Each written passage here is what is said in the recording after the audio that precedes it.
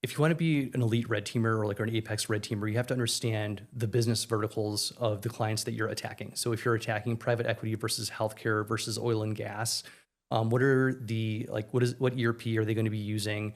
What is their risk profile, their attack surface? Are they building software? If they are building software, can I like find some kind of open source intelligence that tells me where their repository is for their code?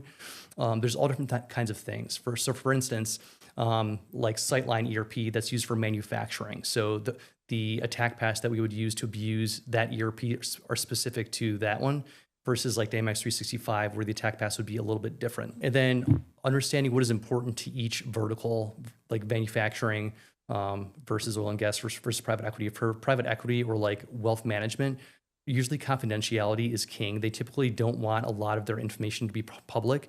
We've even done engagements for private equity firms where they have no website because they just don't have to care what, they don't need like an externally facing presence at all because everything is internal and everything is private.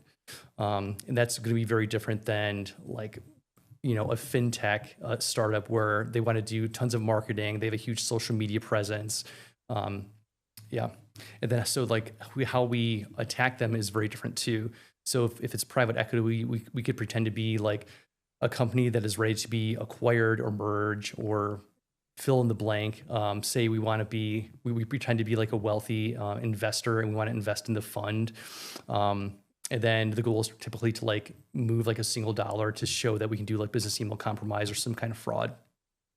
Like healthcare is a completely different bag of worms because you have HIPAA involved.